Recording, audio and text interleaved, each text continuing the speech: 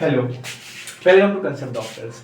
हमने पिछले कई लेक्चरों में ये देख लिया कि कौन कौन से टॉपिक इंपॉर्टेंट है 12th में आने के लिए, कौन कौन से क्वेश्चन हर बार पूछा गया है। और मैं कई रिसर्च किया हूँ, कई जगह से मैंने क्वेश्चन पेपर्स देखा है, कई साल के क्वेश्चन पेपर्स देखे हैं। और मैं कंक्लूजन एक छोटा छोटा आपको लाके एक ओवरव्यू देना चाहता हूँ कि आप कम टाइम में ऐसे कौन से क्वेश्चन को पढ़ लीजिए ताकि एक क्वेश्चन का आप कंसेप्ट तैयार करें और 2-3 क्वेश्चन उससे सॉल्व हो जाए। तो हम लोग इनऑर्गेनिक से चालू किए थे, कोऑर्डिनेशन बता चुका हूँ, डीएफ ब्लॉक बता चुका हूँ, पी ब्लॉक में मैंने नाइट्रोजन फैमिली ग्रुप 15 को खत्म कर दिया है। और अब आज हम लोग ग्रुप 16 पे चालू करेंगे कि ग्रुप 16 के ऐसे कौन से क्वेश्चंस हैं जो बार बार रिपीट किए गए थे और बहुत ज़्यादा ट्रेंड में है, बहुत ज़्यादा प्रचलित है। ग्रुप 16 में आता है ऑक्सीजन वाली फैमिली जितनी आती है ग्रुप 16 में आती है। सबसे सेकंड नंबर पे आता है इलेक्ट्रोनेगेटिविटी के ऑक्सीजन, क्योंकि फ्लोरीन सबसे ऊपर होता है, फिर ऑक्सीजन, फिर नाइट्रोजन आता है। ठीक है, अब आते हैं। सबसे पहले तो मैं आपको ये बता दूं, जितना भी अगर आप ना पीरियोडिक टेबल के कोई भी चैप्टर पढ़ रहे हैं, पीरियोडिक टेबल के कोई भी ग्रुप को उठाए, भले ही वो डी ब्लॉक ही क्यों ना हो, भले ही वो एफ ब्लॉक ही क्यों ना हो, भले ही वो पी ब्लॉक क्यों ना हो, मैं बोल रहा हूँ एस ब्लॉक भी अगर आपने पढ़ा होगा तो उसमें आपने ट्रेंड्स करके कुछ वर्ड देखा होगा एनसीईआरटी में कि ये ग्रुप में ये ट्रेंड है। तो वो ट्रेंड इलेक्ट्रोनेगेटिविटी की ट्रेंड्स, आयनाइजेशन एंथैल्पी की ट्रेंड्स, उसकी रेडियस की ट्रेंड्स मतलब नीचे जाने लग रहे हैं, तो उस ग्रुप में क्या फर्क आ रहा है इलेक्ट्रोनेगेटिविटी। जैसे फॉर एग्जांपल इलेक्ट्रोनेगेटिविटी जब नीचे जाने लगते हैं ना तो घटती है। तो ऐसे आपको ना हर पीरियड के हर ग्रुप में आपको ऐसे पता करना रहेगा या पढ़ना रहेगा। तो मैं बोलूँगा ट्रेंड्स ना आपको सच में पढ़ना पड़ेगा, ट्रेंड्स। ठीक है, एक बार रीडिंग मार लेना आपको समझ में आएगा, क्योंकि बहुत ज़्यादा फर्क नहीं आता, कुछ एक आध दो एक्सेप्शन होता है। मैं आपको पहले बता दूं, इलेक्ट्रोनेगेटिविटी की जो वैल्यूज होती है ना, जैसे इलेक्ट्रोनेगेटिविटी की जो भी वैल्यूज रहती हैं आप उनको मत पढ़ो। पता है, आप सीबीएसई का पेपर देने जा रहे हो, रिसर्च पेपर करने नहीं जा रहे हो वहाँ पे कि आपको इलेक्ट्रोनेगेटिविटी पूछेगा। अनलेस और एंटिल आपके पास बहुत ज़्यादा नॉलेज हो चुकी है कि आप एक्स्ट्रा इन्फॉर्मेशन ऐड कर सकते हैं अपने दिमाग में, तो बिल्कुल लिख दो, बहुत अच्छा बात है। लेकिन बात मानो आपको भी 5 नंबर मिलने वाला है उस इन्फॉर्मेशन को लिख के, और आगे वाले को बिना लिखे वो 5 नंबर मिल जाएगा, तो उतना मेहनत मत करो, थोड़ा दिमाग बचाओ। तो ट्रेंड्स कंप्लीट कर लेना।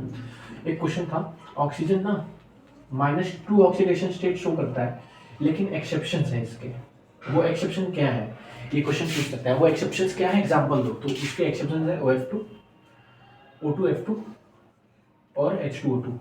इनके ऑक्सीडेशन स्टेट बोल देना। इनके ऑक्सीडेशन स्टेट होते हैं +2, +1 और -1। ठीक, ये था क्वेश्चन, ये अच्छा क्वेश्चन था, पूछता है। एक चीज याद रखिएगा, +2, +4 और +6 ऑक्सीडेशन स्टेट इस ग्रुप की, ये ऑक्सीडेशन स्टेट मोस्ट कॉमन है, लेकिन +4 बहुत ज़्यादा यूज किया जाता है मोस्टली। ठीक है, ये था। एक है, ये ऑक्साइड्स बनाता है MO2 एंड MO3 टाइप के। ये हेलाइड्स बनाता है MX2, MX4 and MX6 type का। ठीक है, एक क्वेश्चन आया इधर से, एक क्वेश्चन आया यहाँ से,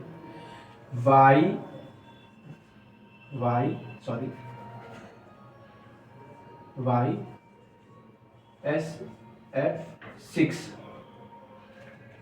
इज स्टेबल।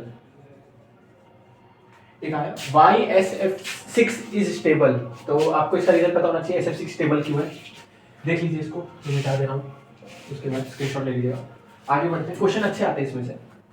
बस मैं बोल रहा हूँ इस वाले ग्रुप में मेहनत नहीं करनी पड़ती, ज़्यादा मेहनत नहीं करनी पड़ती है। जहाँ मेहनत करनी रहेगी ना, मैं आपको बता दूंगा आगे कहाँ मेहनत करनी है। ट्रेंड्स आप तुरंत पढ़ लेंगे, तुरंत समझ में आ जाएगा, क्योंकि पीछे जैसे ट्रेंड चल रहा है पीछे वही से ही आगे भी चल रहा है। कुछ को छोड़ के एक्सेप्शन एक दो रहते हैं, उनको थोड़ा याद रखिएगा। एक्सेप्शन तो मैं बताते जा रहा हूँ, ऑक्सीजन वाला जो एक्सेप्शन था वो था। ठीक है, आगे चलते हैं। O3 का स्ट्रक्चर देख लीजिएगा। O3 पता है ना क्या है, ओजोन। इसका रेजोनेंस स्ट्रक्चर याद रखिएगा, और रेजोनेंस में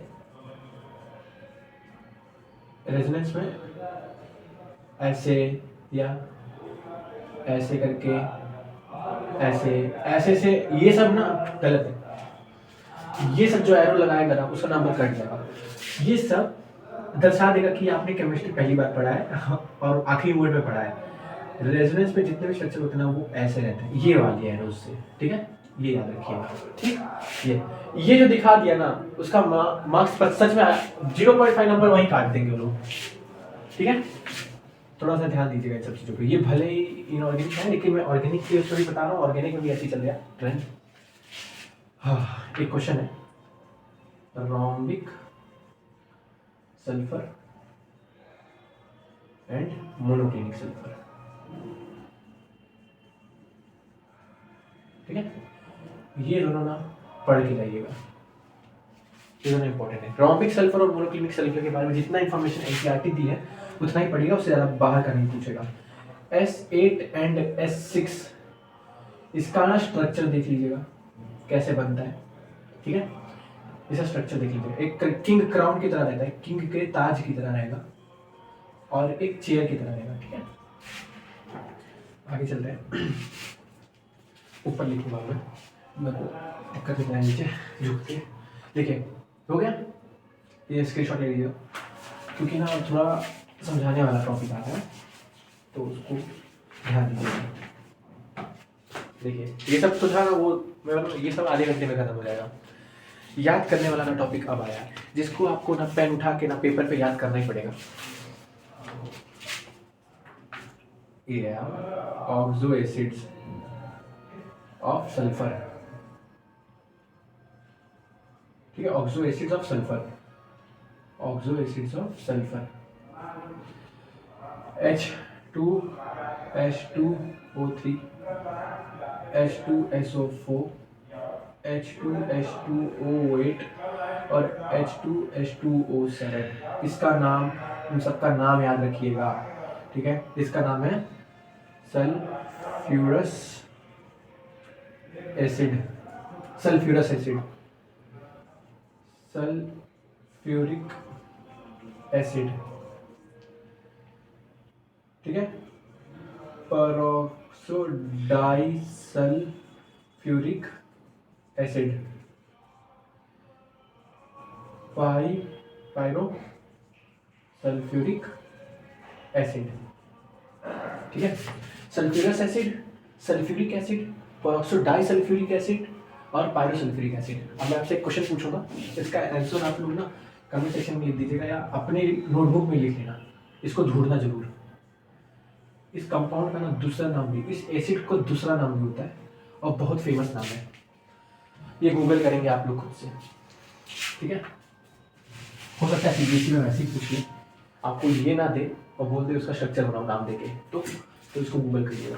मैं बता दूंगा अगले लेक्चर में, जस्ट इसके नेक्स्ट वाले लेक्चर में इसका नाम बता दूंगा। ये रहा आखिरी टॉपिक, क्वेश्चन है, एकदम इंटरेस्टिंग क्वेश्चन है, मतलब दिमाग लगाइएगा, बहुत बहुत बहुत बेसिक क्वेश्चन रहेगा। जो H2O होता है ना, क्वेश्चन आया था 2015, 2011 और 2016 में। H2O is in liquid form while H2S is in gaseous state.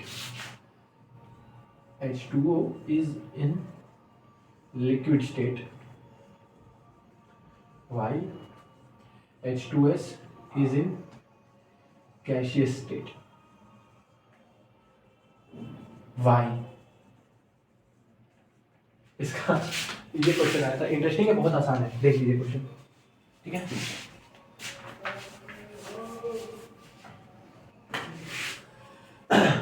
अब आते हैं इसके, डाई ऑक्सीजन का प्रिपरेशन देख लीजिएगा, रिएक्शंस देख लीजिएगा, एनसीईआरटी का एग्जाम्पल सॉल्व कर लीजिएगा, उसमें जितने रिएक्शंस है उसको ध्यान दे दीजिएगा। मैं आपको बता रहा हूँ, जान मत झोंकिएगा रिएक्शंस में, जितना याद हो सकता है पूरी जान लगा के याद कर लीजिए। नहीं हो रहा कोई बात नहीं, ट्रेंड्स पढ़ लीजिए, इतना पढ़ लीजिए, ये आखिरी में पढ़िएगा। प्रिपरेशन और रिएक्टिविटी, रिएक्शंस, फिजिकल और केमिकल प्रॉपर्टीज के रिएक्शंस आखिरी में पढ़िएगा, लेकिन मैं बोलूँगा उसको छोड़िएगा मत, जान लगा के उसको पढ़िएगा। और बहुत ज़्यादा दिक्कत हो रही है उसके चक्कर में ज़्यादा पीछे के टॉपिक्स मत भूलिएगा, लेकिन कोशिश कर लेना कि वो पढ़ना, क्योंकि उसमें से रिएक्शन से क्वेश्चन आते हैं, आने वाले हो जाएंगे, नहीं आने वाले नहीं हो पाएंगे। वैसे सीबीएसई आसान पूछती है बहुत, वो एक एवरेज स्टूडेंट को भी कंसिडर करती है, एक सबसे कम स्टूडेंट को भी कंसिडर करती है और एक टॉपर को भी कंसिडर करती है। तो वो पेपर ऐसे बनाते हैं ना कि तीनों लेवल के लोग सेट कर सके और तीनों लेवल के लोग पास हो जाए उसको। तो आपको पास नहीं होना है, आपको अच्छे नंबर से लाना है, तो इन सब टॉपिक पे ध्यान दे दीजिएगा। मैं अगले लेक्चर में आऊँगा, अगले ग्रुप से अगले 11 के बारे में बताऊँगा, ठीक है। मिलते हैं।